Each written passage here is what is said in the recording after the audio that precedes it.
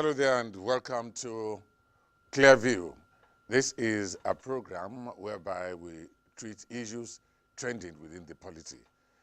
On this edition of the program, we are treating the issue of unresolved murder cases. Why? Because it was in this month, in 1986, that popular journalist, Dele Giwa'S, was murdered, shattered through a parcel bomb. And Nigeria seems doomed to have its best wasted without being able to bring the evildoers to book. Because of that, we want to remember that time by treating the issue of unresolved murder cases. We'll be back in a question and answer session after a prologue designed to set the tone to be delivered by Ogom Ezedimbu. Stay with us. Murders and political assassinations have been part of the human experience for as long as humans have existed. Legal definition and differentiation aside, murder is simply the unlawful killing of a human being by another human being. And although political assassination is also a form of murder, it is done primarily for known gains. In other words, while murder may be committed for no justifiable reasons, assassinations, on the other hand, are carried out for religious, ideological, economic, military, or political purposes. Nonetheless, across ages and cultures, most killings, assassinations or otherwise, go unsolved. Questions are still being asked about the death of Kudirat Abiola. Even we hear that the husband, MKO, died after taking a cup of tea, not through the bullets. Who killed Lagos politician Funsho Williams, and more. To assist in giving us a clear view to this topic are a Benin City-based clergyman and public affairs commentator, Phil Aroje, and an analyst, Fabiyi Oladimeji. Welcome back. The program is Clearview, and as it is, I have my guest, social commentator, Fabiyi Oladimeji. Fabiyi, welcome to the program. Thank you very much. I'm happy to be here. Right, and we have Pastor Phil Aroje. He's a social commentator and analyst in issues that are happening within the nation. Pastor Phil, you're welcome to the program. Thank you so much. Thanks for having me. Right. Now, let me start this way from Fabiyi, who is a security expert. Why do we have murder cases? We'll go to unresolved later. Why? What category? How do we why do we have murder cases? Well, thank you very much. There are a couple of reasons why these things happen, but whichever way it is, there's no reason for anyone to murder a fellow human beings. Even the two holy books condemn that kind of act. But in the Nigerian context, we've seen different kinds of murders. Murders taking place, especially since when this republic, when we returned to democratic governance. Okay. So you've seen quite a lot, and then you discover that when you look at the trend of people that have been killed or that have been murdered, most of them tend to be more of a political, have both political lining and undertone. Okay. So you see that there are some other murder cases that happen as a result of business. We've seen that people say, okay, then we've seen some in kind of homicide, a wife, husband, a lot of things. But in this period of time, we've seen quite a number of murder cases, high-profile murder cases, leaning more towards political activities. So when you look at just like during your opening remark, you talked about late Dele Giwa'S. You said something. It's one of our finest in terms of in the field of journalism. Yeah. Anything you can talk about, and his death shook the entire nation, even international community. Because here was someone who established a Newswatch magazine that you can relate with the Times magazines of this world, and doing well. Superb investigative journalist, and just like that, his journey in life was cut short by some people that you can't even, I don't know how to term them, but lots of reasons. But for whatever it is worth, I see no reason why a fellow human being will go and kill another human being. For what? Right. Now, Pastor Phil, why then are we having murder cases should be investigated? That's right. We have the police, we have the government, we have the law. Why are we having unresolved murder cases? Thank you very much. Part of the challenges that we have in this nation is the issue of money. People have decided to place money above every other thing. In fact, in the first instance, there shouldn't be murder case. It's just because somebody somewhere feel maybe someone is cheating on him or her, you want to take the lion's share and all the rest, and then for the quest for political power or quest for fide lucratium, the Bible will put it, could lead to that. If you live in a society where people value money more than truth, then anything can happen. Almost everybody in this country, almost everybody, I didn't say everybody, can be bribed. Yes, almost everybody can be bribed. That's the reality. Why? Because people has placed emphasis more on material things than the things of God. So people can be bought. Even when you seem to be having clue to resolving murder case, you discover suddenly the thing will change. There's a case that the police is currently investigating. Suddenly we hear the man had pleaded guilty. And shortly we hear the man has not pleaded guilty. Tomorrow the man will accuse the police. Yes. And I learned a couple of days ago, even the particular judge awarded costs against the police. Against the police, so, yes. So you find... Said it was put under duress. Yeah, so issue of money. Issue of money. People value money more than God. They value money more than life. They value money more than the destinies of their future, of their children. So they can do anything, provided they get the money now, buy cars, build mansion, and then be applauded by men as having done well. Have been given chieftaincy titles. Of course, and even be given position in the church. Yes, we give some of them positions in the church because we place so much emphasis on money and forgetting that there is a God who lives in heaven and rules in the affairs of men. That what is hidden before men is actually made bare before him. As a matter of fact, our future is God's history. He knows the end from the beginning. So whatever man is hiding now, God knows about it. So issues can be resolved if we follow the rules to the letter. But because of money, because of the issue of what I can get, what is in it for me, and then you can cover it. Because of nepotism, oh, this is our brother, so let's help him, let's cover him. And then you cover such issues. That's why they are not being resolved. And if the government, like you said, the government do not take bold step through its agencies, like the police and other law enforcement agencies to do the right thing, to do the needful, of course, more cases of unresolved murder will be emerging. But apart from money, what else can still cause unresolved murder cases? Thank you. Quite a number of issues. You know, a society or a country where you have a dysfunctional police system, you have a disjointed judicial system, all these things are bound to happen. Let's analyze most of the murder cases, the known ones that up to today have not been resolved. All these things happened probably, when election is on the way.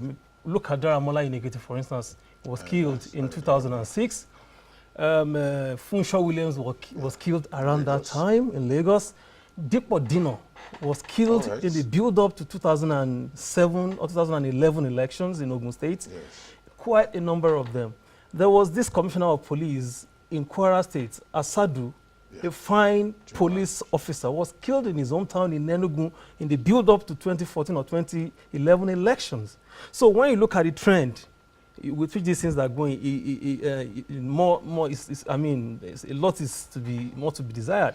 So a situation in a country where you have dysfunctional police system, you have disjointed judicial system, you begin to experience most of these things. And when you don't have that political will to push things, it has become paddy thing. Now, most of these murder cases, at that time when those things happen, we have an Inspector General of Police, we have the Director of SSS, the DG of SSS, who were on seat at that time. They know those who were behind this. But because they themselves had issues, they have skeleton in their cupboard, don't be able to do it. It's not just about money. Governance in Nigeria has been turned to so many things that things are very laughable. That is, you see these paddy things, and you rub my back, I rub your back. These are the things that are happening. What is making us find it difficult to resolve all this? Bola Ige, for instance, some people went into his house and shot the man and killed the man. Were there no people around there? Although there are solutions to this, we'll discuss the solution as time goes on. So if we have a socio-economic and political system well developed, all these things will definitely be taken care of. All right, you've talked about this socio-political development. Pastor Phil spoke about money. Are we thinking of order from above? Yes. Yes, you already know that these are the people behind this murder case. But you have an order from above. That's exactly what I just said now. This paddy thing. I've seen a case where security operatives were to arrest at the point of arresting a criminal. And a call came, and they had to leave the premises immediately. These are the kind of things we do in this country. Just like Pastor said, we value material things, we value money, we value position more than every other thing. Greed. I want to be the one in control. Look at what is happening among the political parties. Somebody also left government in 2007, still want to be in control of structures, of organs of the party. These are the things that you see happening. And they don't want to be challenged. So when they see someone who has, even government does that. When there's somebody who is coming so hard on them, there's a way they say take care of the person, and they take care of the person. So we're only talking about these ones that we know that are open, that people are talking about. So many at the grassroots that people just waste them and nothing happens. Yes, I quite agree with you, because we are talking about murder cases that were publicized. Publicized. Because there are still many that we don't even know about. Pastor, what is the way out? Thank you very much. Nigerians today are behaving as if we're conquered people. Yes. Submitted, right? Yes, submitted. The few individuals behave as if they are the Lord of all. They own all of us. He mentioned the issue of petrol. If we're to increase petrol price, if they are to increase petrol price to 500, we'll keep quiet. Do you know that from May 11, 2016, when the price of petrol was increased from 87 to 145, what Nigerians have paid on the average of 40 million liters per day is 1.2 trillion to the federal government. And nobody is asking any question. And if we consume again like that till the end of this administration, it will be 2.58 trillion naira that would have paid extra. And at this time, the price of petroleum or petrol is, the crude oil is $55 per barrel, as against when we bought petrol for 87 naira and the price for crude was $120. So Nigerians are like a conquered people. That's why I mentioned nepotism. The way forward is for what is good for the goose should also be good for the gander. When you treat some people specially above the others, then we're going to have a problem. I tell people, when you say we run a federation, we have one country, and my child from Edo State will require 73% to go into Federal Unity School, and somebody from another part of the country, wherever, will require just 11% to go into the same school. That can't be the same country. And that's the way it is across board in every area. When you make appointments that are lopsided, you do appointment at the federal organization, and then you have 10 going to one particular part of the country, and then 3 or 5 going to one other part. You have problem. Same ditto for all aspects of our life. If we don't begin to follow the law, that whosoever is wrong, then we're going to keep having this problem. So the solution, let's follow the law to the letter. If it is good for one, it is good for all. If this is not good for one person, it is not good for any other person. It's not, you can't lead the nation or lead the people by divide and rule. You can't compensate people who have done evil against people who are doing well. For as long as you continue to do that, we keep having problems. So these cases will remain unresolved if we don't do the right thing. And the right thing is to follow the laws. Fabi, Yes. yes, how do we follow the laws? I've What roles are expected of the people? Thank you very much. That's exactly where I want to go. But before I go to that, I've seen cases abroad that maybe that took like 20, 25 years, but they still, get to the matter, and then. But in Nigeria, it's like they are gone. Because people are not asking questions. Like you said, people are not following up. If the moment it happens, because it has not happened to someone close to them, a member of their family, or somebody living, and somebody that is either a friend or a family member, they're careless. That time we're having these bombing issues. Many people don't even care because it has not affected someone very close to them. It has not affected them, even themselves. Do you understand? So that is it. Now, people have a lot to do, and it's just peaceful revolution. We must begin to ask questions. We must begin to task our leaders. Why has these cases not been resolved? Police, why are you there? Let me tell you something fundamental about police. When they are ready to crack a case, it doesn't take them more than 5 days to crack a case.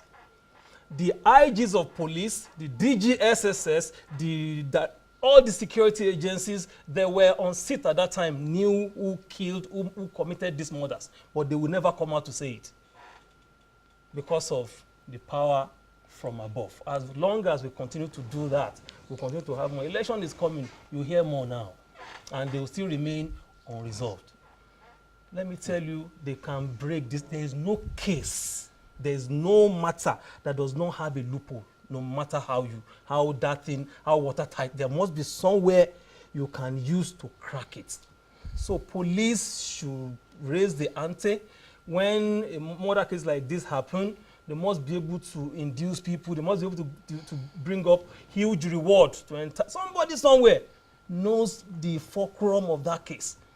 They should introduce big reward system that if we're able to tell us, we will protect you. If we're able to tell us why this happened, who did this, who did what, we are doing this for you, we are doing this for you, we are doing this for you. The government should be honest enough. They should be honest enough to do that. Whether it's a financial crime, whether it's murder, there must be a point. There must be somebody somewhere who knows something. And then the only way you can bring them out is to push something to them. They will come out and tell you this is what, and you crack the case. I find it so painful that today, Funshaw Williams, somebody came through the roof and butchered the man. I said, they came through an uncompleted building to his house, and you can't find out. Somebody went into Bola Ige's house and shot him. Dramola was driving, somebody hit him. No. Dino too. Dino was driving. Yes. The CP was coming out of his house. They shot in front of his door. And you are telling me you can't break into this? It's almost a hopeless situation. But that's even cases as serious as murder.